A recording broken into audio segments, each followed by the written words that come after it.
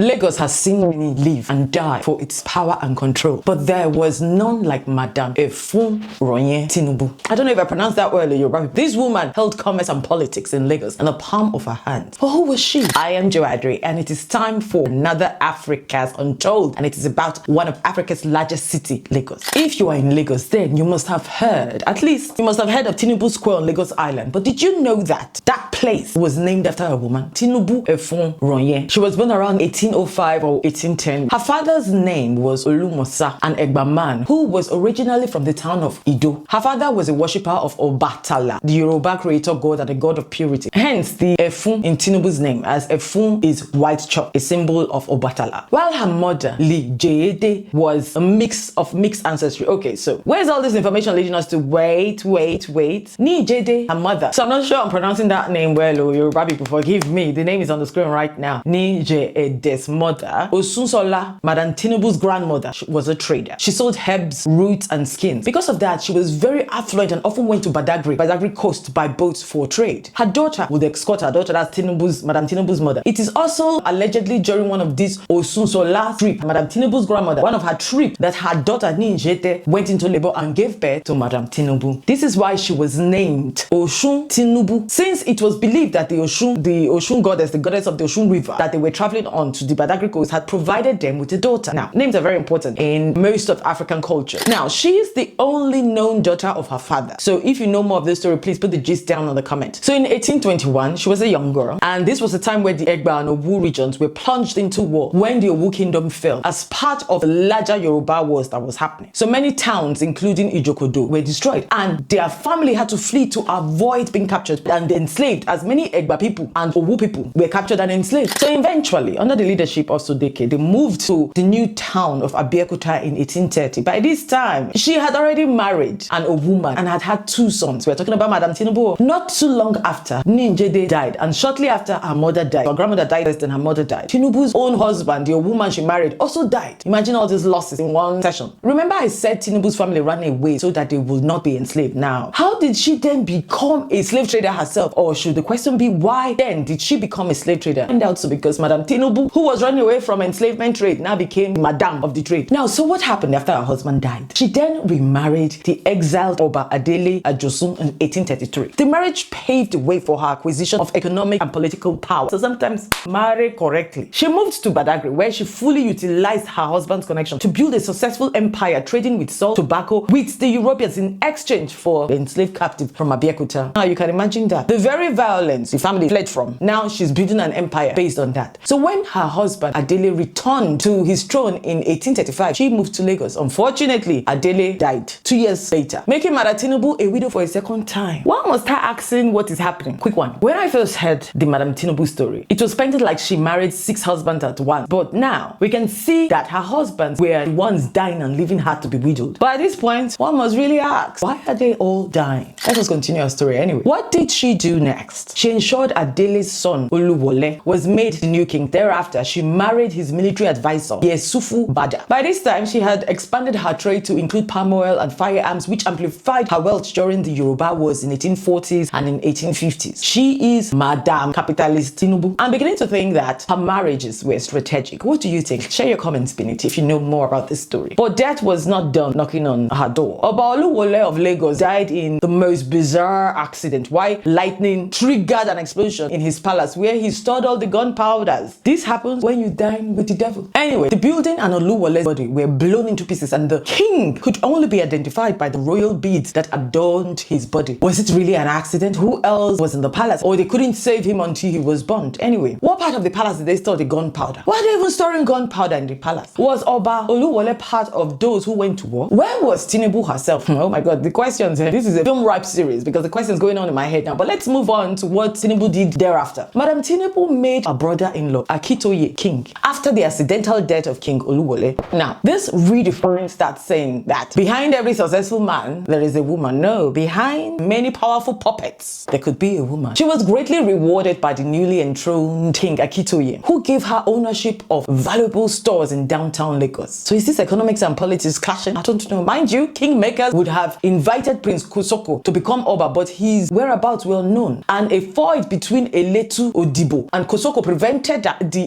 Eletu from ensuring that Kosoko would be king. Who's the Eletu Odibo anyway? The Eletu Odibo of Lagos is the traditional nobleman that has historically served as the principal kingmaker of the Oba of Lagos. Now, even though his chiefs told him not to, in an attempt at reconciliation with his nephew Oba Akitoye, naively recalled Kosoko to Lagos. Kosoko returned to Lagos aboard the ship of the famous enslavement trader Jose Domingo Martinez. Akitoye tried to placate Kisoye with gifts and granted him the title Oloja of Ereko. But Kosoko found support among many war chiefs and among the Muslim community, and soon Kosoko dislodged Akitoye from the throne. When they say draw your enemies close, they did not say draw them so close enough to dethrone you. Now, considering Tinubu's alliance with Akitoye, she and other Akitoye supporters fled to Badagry now. When Kosoko became Oba in 1845, as a wealthy woman, Madam Tinubu was able to influence economic and political decisions during her time in Badagry. She's just sitting down there from that distance. She's influencing it because she's got the cash, right? She tried to rally Akitoye's supporters to wage war against Kosoko, but she didn't even need to stress herself because soon the British bombarded Lagos, dislodged Kosoko from the throne, and installed a more amenable Akitoye as Oba of Lagos. So you see that your house has to be disorganized first before a stranger can even help you burn it down. What do you think? Share your thoughts in the comments. So why did the real wahala start? Akitoye signed a treaty with Britain outlawing the enslavement trade, but Tinubu subverted the 1852 treaty and secretly traded enslaved people for guns with the Brazilians and Portuguese traders. Later, a conflict developed between Tinubu and some enslavement traders, including Posu, a Kosoko loyalist. Consequently, Posu, Ajenia, and other traders tried to instigate an uprising against Akitoye because of Tinubu's influence in Lagos. In the interest of peace, Benjamin Campbell, the British consul in Lagos, asked Akitoye to exile Tinubu because this woman is making wahala. It must have been difficult for him, saying that she's one of those that ensured he was king. And guess what? Death again struck. This time it was Akitoye. I'm sure some people in those times must have been raising eyebrows like, what is happening? Anybody that goes against Madam Tinubu will just buy. After Akitoye died, what did Madam Tinubu do? Trust her now. Madam Tinubu returned to Lagos and gave her support to his successor, Dosumu. Under Dosumu's reign, Tinubu had a massive security force composed of captives, and she sometimes executed orders usually given by the king. This is when bank and military merge. 100% world history, right? As a result, Dosumu grew wary of her influence in Lagos. Who wouldn't? Anyway, there was a new development. The colonial government support for migrants from Brazil and Sierra Leone to settle in Lagos. That one. Many of the migrants, also called Saro and Agudade, were favored by the British in commerce and soon began dominating legitimate trade in Lagos. Do you think Madam Tinubu will be happy? In 1855, when Campbell, the British consul in Lagos, traveled to England, Tinubu tried to influence Dosumu to limit the influence of these returnees, of these migrants. She obviously didn't like that they were dominating legitimate trade, but Dosumu was non-committal to her request, and consequently, Tinubu was alleged to have played a part in an uprising against the returnees in which her husband, Yusufu Bada, was the major participant. When Campbell returned from England in 1856, he asked Dosumu to banish Tinubu. This is like the second time they want to banish her. In May 1856, Tinubu was banished to Abeokuta again. In Abeokuta, Tinubu traded arms and supplied Abeokuta with ammunition in the war against Dahomey. So you see that Dahomey war, it has history. Her activities in the war earned her the chieftaincy title of the Iyalode of all of Egbaland. While in Abeokuta, she allegedly opposed colonial politics and policies in Lagos. So how she chooses her enemies is not tribalistic at all, it is strictly business. In 1865, a fire engulfed the shops of some traders, including some of her properties in Abeokuta, but that didn't weaken her financially now. Madam Tinubu became involved in Abeokuta king-making activities as well, supporting Prince Oyekan over Ademola for the Alake of Ogbaland title in 1879. Tinubu appears to have had another marriage with one Momo Buka, an Arabic scholar. And guess what? Momo's children from other wives so later adopted the Madam Tinubu's name. How are you talking? They left their own father's name, their mother's name. They went to adopt stepmother's name. This is very interesting. What about the British, who were always advising the king to banish Tinubu? What was their own insights there? Tinubu's influence in Lagos often brought her into conflict with British colonial authorities. According to Akinwumi Ishola's dramatic account of her life, she openly challenged the British Council, their interference in Lagos affairs, insisting that they had no right to dictate to the local population. So maybe they too were a little,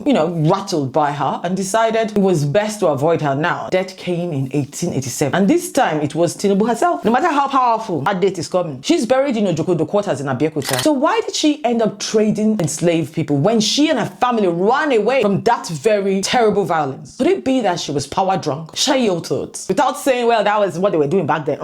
Think about it. Regarding her enslavement trade, we don't know for sure her motivation, but what we do know is that what she said on one occasion during the final sojourn in Abeokuta, she was alleged to have sold a young boy into slavery and was accused of it. When she was summoned before Ogundipe Alatise over the matter, she reportedly explained, I have a large household and I must feed them. I need money to do that. That is why I'm doing it. Another account highlighted how Efunroye reportedly told Domingo Martinez that she would rather drown 20 enslaved people than sell them at a discount, so she was definitely scrupulous. Such stories earned her a reputation of ruthlessness in the enslavement trade narratives, an association that persists to this day. But you see, that's the thing with history. It's rarely black and white, and Tinubu isn't an exception. Contrary to the stories from the mainstream West, where there are heroes and villains, I believe there are humans with many flaws, dangerous, violent flaws. She defended Yoruba land against foreign domination, but enriched herself through human suffering. She championed her people while exploiting others. In a world where survival often demands moral compromise, perhaps she simply chose her loyalties and let the rest burn. So to you, was she a villain or a hero? Let me know in the comments. And what do you learn from Madam Tinubu's story? That was another Africa's Untold story, and I am Joadri.